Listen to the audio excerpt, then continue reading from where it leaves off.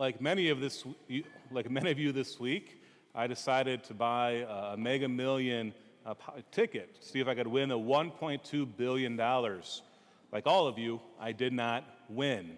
So there we go. But the reason I decided to buy this ticket was because I was listening to the radio. I was listening to WCCO. On the top of the hour, I like to turn on the Friendly Neighbor and get the national news. And they told me, and they told everyone else, right, that this is one of the record lottery prizes ever. It's the third largest ever for $1.2 billion. Of course, my mind started going, what could I do with $1.2 billion, right? Well, I'll tell you one thing. There'll be no more need for any more capital campaigns here at St. John's, right? But they interviewed someone during this news kind of broadcast, and they went to this lady and said, do you know there's only a 1 in 320 million chance that you're going to win this lottery? Why are you buying a ticket? She says, well, I still have a chance. Maybe it will be me. And it wasn't, because they didn't interview her from Illinois. So someone in Illinois won, by the way. But it also reminded me of a documentary I watched a couple years ago on ESPN. It was of the University of Kentucky basketball program, kind of behind-the-scenes look at this team. It was supposed to be one of the best teams that college basketball had ever seen. And in there, the head coach is John Calipari. He's a good coach. He cheats a lot, but he's a good coach. Maybe that's why he's a good coach. But anyways, he had an analogy in there. And this analogy he used, it was kind of behind the scenes. They were in his living room. And he asked each player, said, give me $2, and I'm going to give you a lottery ticket. So they said, yeah, that's great. How much is the prize for coach? And at this time, the prize was worth $1.5 billion. So all of a sudden, these basketball players are like, if I win $1.5 billion, I'll be set for life. And he goes, you guys are so, I'll use this in a homily, appropriate way, you guys are so stupid. You already are a lottery ticket. You see, you all have great talent, especially University of Kentucky. A lot of these players were going to be drafted in the lottery. They're worth $200, $300 million if they make it to the NBA. And so we kind of let them know, don't waste your talent. Use what God has given you. Now, God may be thinking, well, I'm never going to go to the lottery in basketball. I can't even make a layup, right? There's no way I'll ever go to the NBA. How come God didn't give me those gifts? I started thinking even more, what are the chances of someone actually being born? What are the chances that you're born? Now, of course, we can go to Jeremiah. We can go to Jeremiah chapter 1, verse 5, and it says, before I formed you in the womb, I knew you.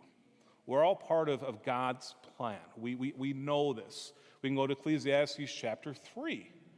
There's an appropriate time to be born and a time to die.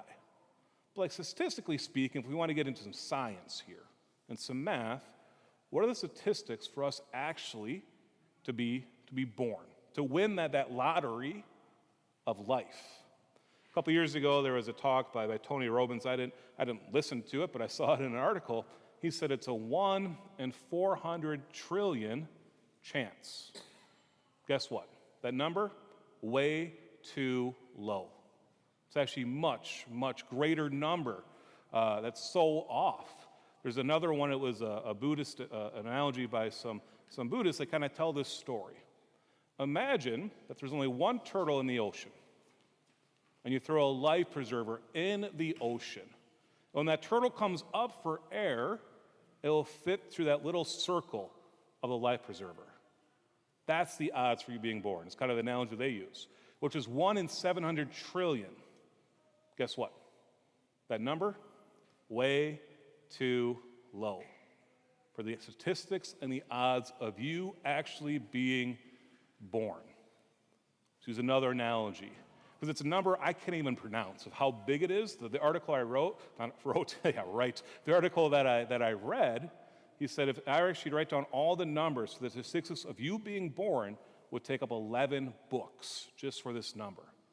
So he said, let's use this analogy. Let's take the population of San Diego, which is 2.5 million people. We're going to gather them all together on the same day. We're going to give them a dice to roll. But instead of a 6-sided die, it's a trillion-sided die.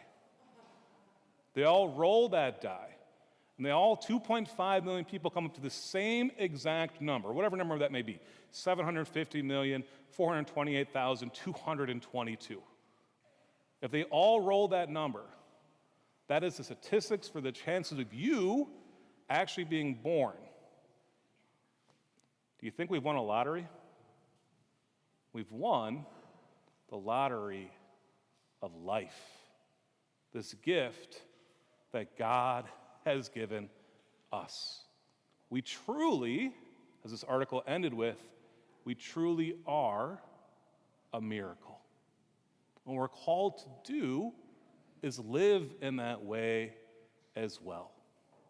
Going back to that news broadcast, they had a lawyer on after the person, saying, maybe I could win. They go, what if someone actually wins the lottery? What's the first thing? What's the main thing they should do? And he said very bluntly, don't lose the ticket, right? Don't lose the ticket. That's worth $1.2 billion. Well, what's the ticket in our life? Don't lose our soul. It's the most important thing. Not to lose the gift of life that God has given us. We know we have this gift into this world, that this world, it's not the end. No, this world, it's just the beginning. But so often we can fall into what? We can fall into what we heard about in the first reading from Ecclesiastes. We can fall into vanity. Vanity, oh vanities, all things are vanity. When we toil our whole life is focusing on material possessions. We go back to the gospel as well. From Luke, here's this rich farmer. He has this bountiful harvest, and what does he say? I'm going to tear down my barns so I can store up this grain and do what? So I can rest, eat, drink, be merry in this world, which is nothing compared to the world that God has in store for us with him in heaven. And so what does Jesus say in this parable? I love this line, you fool. How often are we fools, by the way?